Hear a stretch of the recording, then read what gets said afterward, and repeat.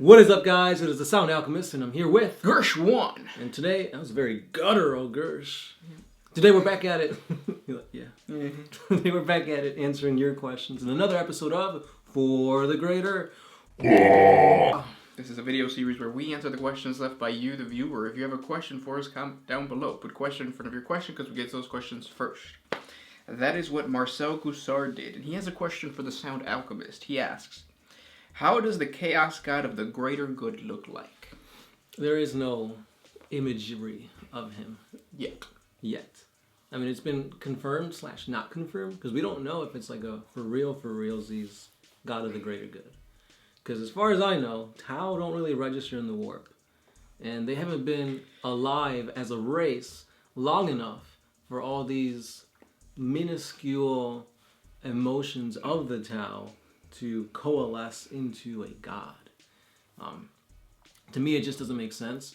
I feel more like it's a trick from Tzeentch, because during the 4th sphere of expansion, when they went out to use the star-tied nexus and stuff like that, they got basically sucked in by a multicolored wave of some sorts, and they got sent into the warp.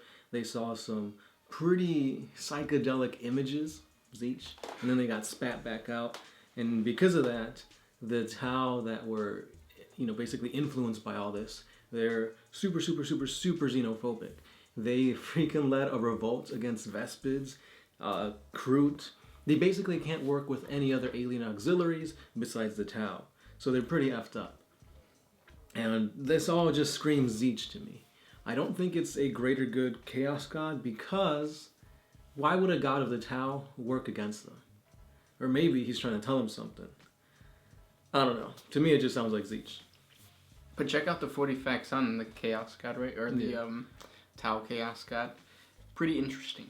Yeah, interesting. I'll leave it at that. Next question. I guess we should answer the question that all of you guys have been asking in different ways. But finally, future escaped. Why isn't this the top question? Do you have children? Yeah? Yeah. Next question. This one is by D406. Is it? Yeah. Yeah. When the Old Ones created the first orcs, the Krorks, did they know that the Gork and Mork would manifest as a result? No, they didn't. As a matter of fact, the Old Ones were extremely naive as far as like what their creations were gonna do. They didn't know that once they created all these psychically powerful races, that those psychically powerful races would feed the Chaos Gods and create the Chaos Gods.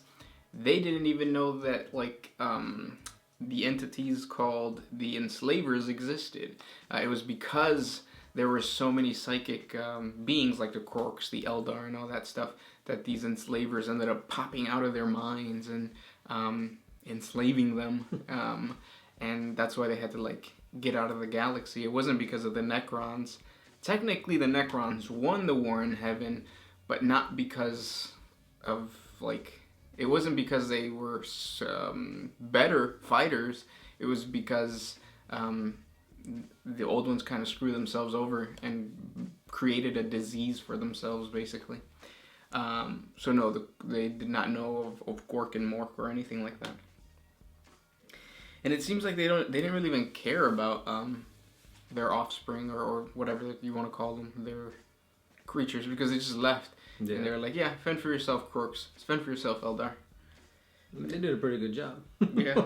Minus the whole Slaanesh taking on the Eldar. But they were at the top of their game at one point. Yep. Next question comes from Jim Dighton. How does the Tau deal with Guevesa Chaos cults? A lot of Tau questions. Yeah. I haven't... Surprisingly, I don't think I've heard of anything like that. They probably just put them down. Yeah, I mean, when I was doing the horrible realities of a Tau Guevesa, I realized that the ethereals, or ethereals, whatever it is, they brainwash all of these people. So when you're brainwashed to believe a certain way, it's harder for you to get corrupted by chaos. I think that's what the Space Marines do. Well, on top of the fact that the Space Marines are superhuman. But every single morning so breakfast, lunch, and dinner, basically, they pray. So it's that whole constant, what is it called? Brainwashing?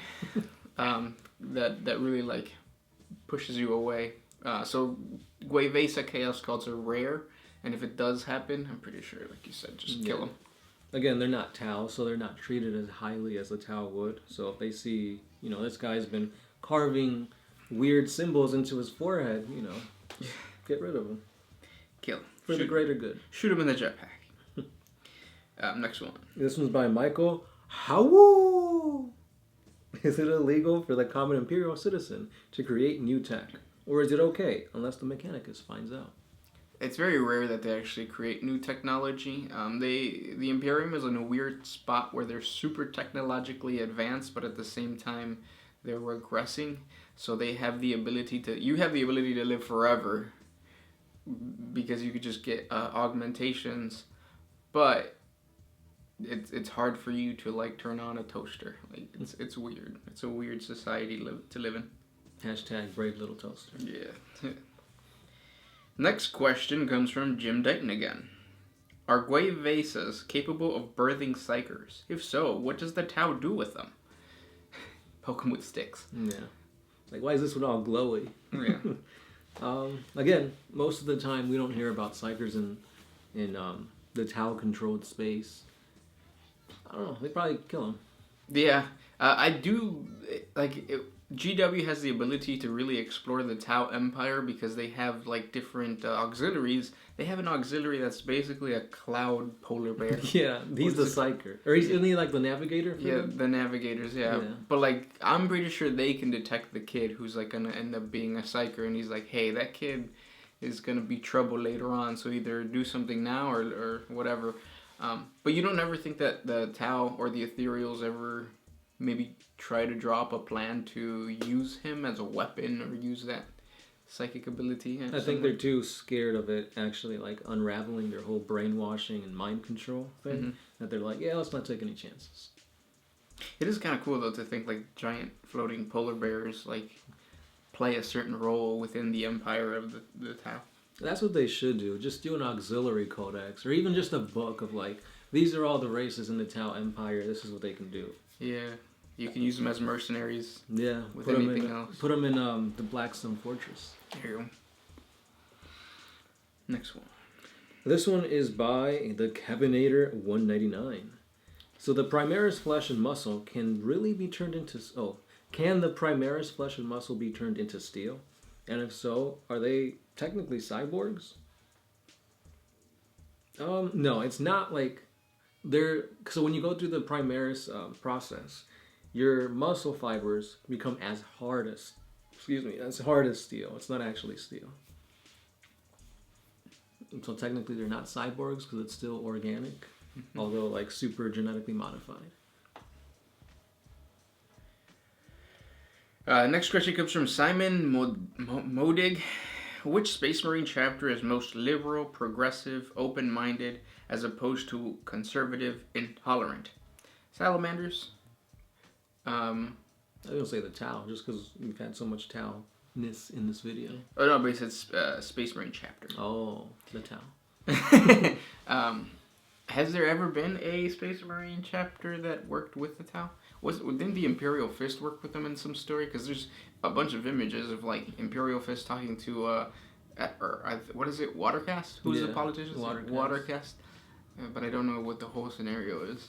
I think I know which image you're talking about. It's like a pretty old one, isn't it? Yeah, it's like one of the original ones, like in the Codex or whatever. But yeah, I would say Salamanders, or any other Traitor Legion. Or, well, I'm not saying that the Salamanders are traitor, but any Traitor Legion is pretty open-minded. If you study chaos is the way to go. Heresy detected. Yeah. Yeah. August Anderson. Do you guys think that the giant in Trazian's collection is Rogodorn or Constantine Valdor? It's been confirmed that it's indeed a Custodi, an Adeptus Custode. What the fuck was was that? Did you hear that? Yeah. That was weird. You did mention heresy. But yeah, he's just one of them. Yeah, just a regular old custode. Jim Dayton. Jesus, okay. Would Guevesas who defect to the Tao, but still worship the Emperor, still saved by him after death? The Tao does allow worship of any god. So, in other words, can you still worship the Emperor while you're in the Tao Empire? And once that Guevesa dies, does it become part of the army of the light for the Emperor? What do you think? I'd say yeah, because I mean, their devotion is still towards him. They're just fighting for the Tao. Yeah, and none of the doctrines that actually are currently for the Imperium, the Emperor even, like, okayed. Like, the Emperor was, like, he was xenophobic, but at the same time, he allowed, like, beastmen to fight for him. Right. He wasn't about, like, believing that he is a god. He was an atheist. Right. He told him, "Hey, I'm not a god. Stop believing in me." And even like slapped Logar around because of it. Yeah. And by slapping him around, he sent the Ultramarines to destroy his favorite planet. Yeah, that's fucked up. Yeah, it's crazy, man. Super crazy. But there was another thing that... Nope. Oh. But I didn't know... Where am I? But I didn't know that the Tao Empire was... you had religious freedom in the Tao Empire. Is that true? I think so. As long as you're still like for the greater good and you're not like... your religion isn't like hindering them, I think that's alright. I did not know that. I believe in the flying polar bears. This one's by Chasing After the Sun. Would the Black Templars accept the Primaris into their crusades? And wouldn't this also give them the chance to field Psykers, since the Primaris are made from Sanguinius's portum? Can't find any definitive answers on forums other than probably, but not in my crusade. Wait, hold up. So he's talking about Black Templars? Yeah. The Black Templars, what did he say about Sanguinius? He's saying that Primaris were made from Sang Primus. Oh. Sang Primus Potum? Okay. Yeah. I think that's how you spell it. So the reason that the Black Templars don't have librarians is because that is the belief of the chapter. They're extremely zealot. So, no, they would not have librarians. They could already have librarians before the Primaris. They just don't want to. I thought they strictly like send them off or something. Like they don't have any at all. Yeah, right. So they don't. Right. Yeah. So the Black Templars do not want Psykers. Don't care for Psykers. They actually are very prejudiced against Psykers. With the Primaris coming in, they still don't want Psykers. They've always been able to have Psykers, but they don't because they're zealot. So I hope that makes sense. Basically, they're zealot. Yeah. If you want to create a Black Templars army with librarians, don't. I'm just kidding. You could, I guess. Technically, yeah, it just won't fit lore-wise. Yeah. We're giving you the same answers you found in the forums, actually. Probably, but no. Sorry. Martin Cauliflower. I like cauliflower. Oh, the weirdest thing happened the other day. So a buddy from work brought in what I thought were chicken wings. It turns out that it was just breaded cauliflower. It's good, isn't it? I was about to throw some hands. I did not like it at all, because I'm over here expecting chicken, and it's freaking veggies. I've had them with buffalo sauce. It's pretty good. I think if you had a sauce, then yeah, but they were just like plain. Breaded. That's weird. Why would you do that? Just to mess with people. Anyways, he asks, have you ever read a 40k novel where the writer wrote something that contradicted or diverged from the established lore? Have you ever come across any author who got part of the lore wrong? I mean, it happens, but I mean, it's the 40k lore is really extensive and like things change and stuff. And as far as I know, authors are kind of just given like a blueprint, and it's like you have creative freedom to fill the rest in. So yeah, a few things will slip between the cracks, but as far as I can remember, nothing too crazy. Yeah, there's a lot of things with Gaunt's ghosts, like the whole that whole like story that contradict the lore that you see in the Imperial Guard codexes. But what I found is that if you compare the codexes to the books, the books deal with individual people, and of course, when you deal with individual people, they're not as xenophobic. They're not as like rigid. Whereas in the codexes, they give you a broad. Yeah, you're getting a broad sense of everything. So of course, everything's going to be a little more xenophobic, more, yeah, like that. That's about it. The next question comes from, I'll be damned. Could the death of an exceptionally powerful entity that worshipped chaos, undivided, cause the chaos gods to cease activities in the material universe? I'm thinking like Abaddon dying and his soul being fought over. How would that play out? What would happen if the Emperor was fought over? LOL. So you're saying, like, what would happen if the Chaos Gods fought each other? Like, would they ever be so into their own fight that they would ignore the reality? No, probably not. The Chaos Gods are super big.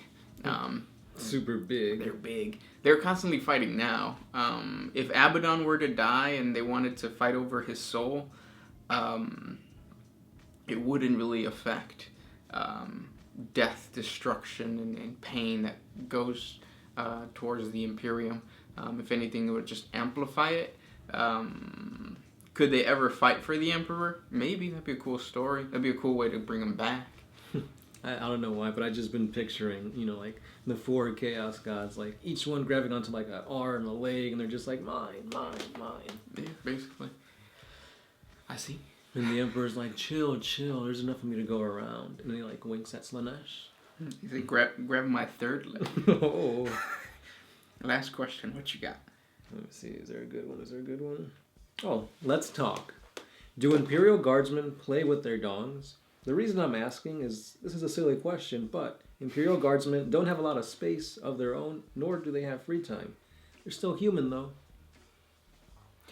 That's a really weird question, man. That's really weird. And the answer is probably. Yeah. I've got a bunch of buddies that are like in the army and stuff like that, and it happens. So, yeah. Yeah. And those were the questions for today. If you guys have more questions for us, comment down below. I hope you enjoyed all the Guevesa comments.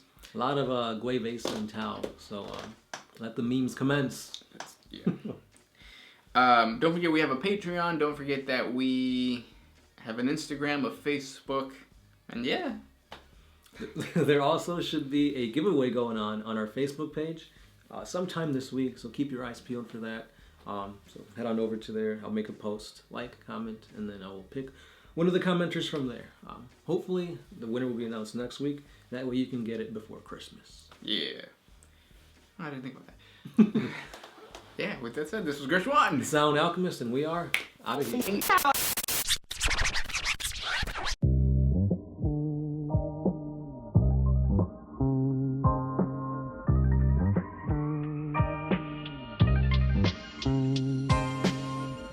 Always used to put my freedom first in any situation.